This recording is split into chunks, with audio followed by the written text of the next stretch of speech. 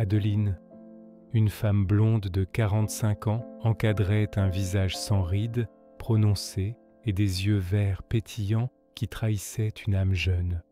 Veuve depuis quelques années, elle avait mis sa vie sentimentale en veilleuse, se consacrant à sa carrière et à ses amis.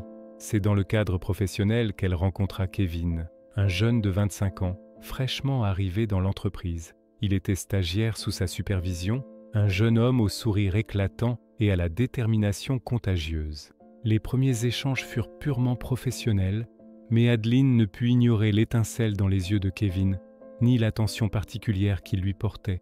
Leurs regards se croisent et une étincelle de curiosité naît entre eux.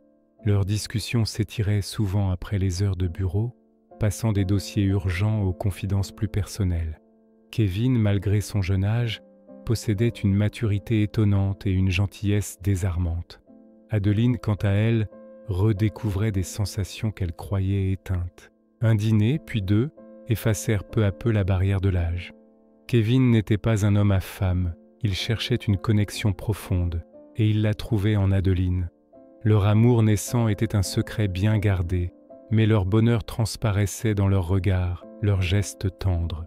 Un soir, Kevin, exubérant, voulut présenter Adeline à sa mère, Aïcha, une femme de 60 ans très attachée aux traditions.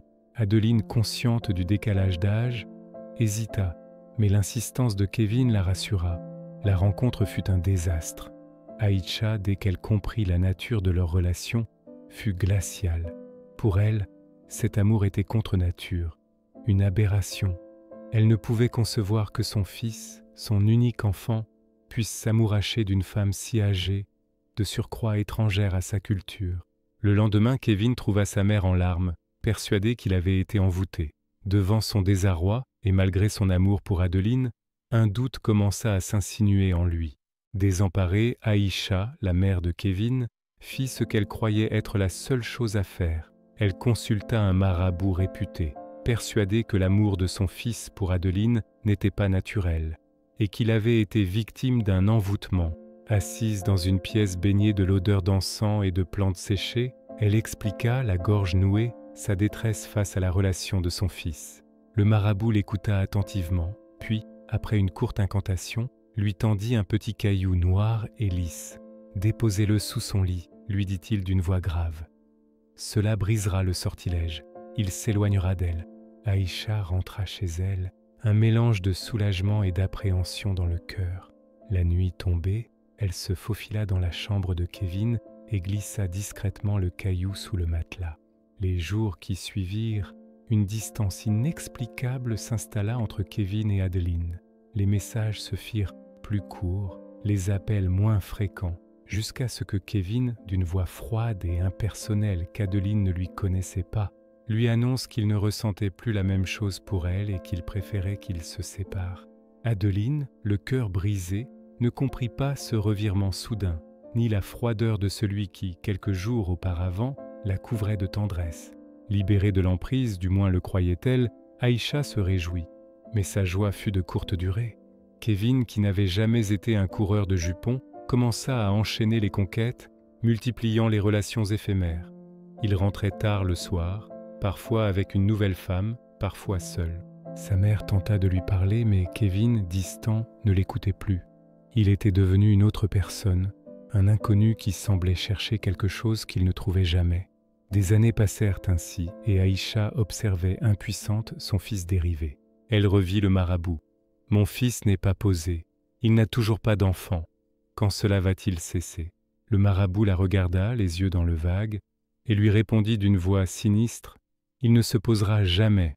S'il trouve la stabilité, vous mourrez. » Le verdict du marabout résonnait dans l'esprit d'Aïcha comme une sentence inévitable. Son fils, son Kevin, condamné à une vie d'instabilité, sans foyer ni descendance, et elle, confrontée à un choix déchirant, le bonheur de son enfant contre sa propre vie.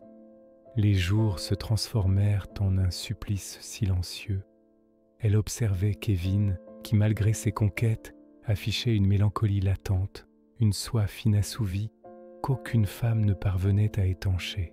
Il était devenu un étranger pour elle, un fantôme de l'homme qu'il aurait pu être. La culpabilité rongeait Aïcha.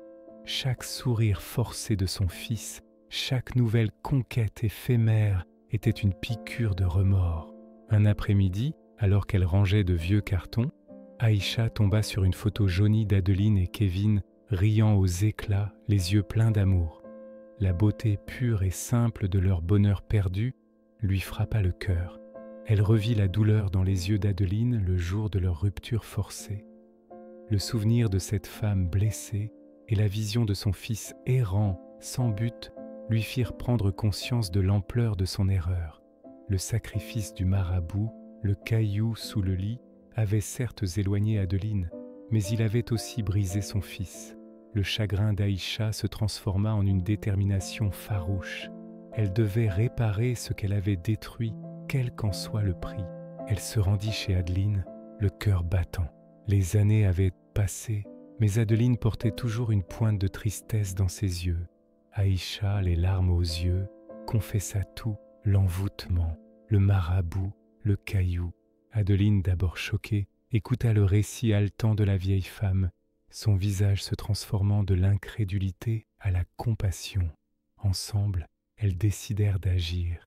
Kevin devait être libéré. Elles retournèrent chez le marabout. Aïcha, avec une dignité retrouvée, lui demanda d'annuler le sortilège, prête à payer le prix de sa vie. Le marabout, étonné de sa détermination, accepta. Quelques jours plus tard, un Kevin transformé frappa à la porte d'Adeline. Les années de froideur avaient laissé place à une tendresse retrouvée. Il ne se souvenait pas des détails de leur rupture, mais le vide en lui s'était enfin comblé. Leur amour, plus fort et plus mature, renaissait de ses cendres.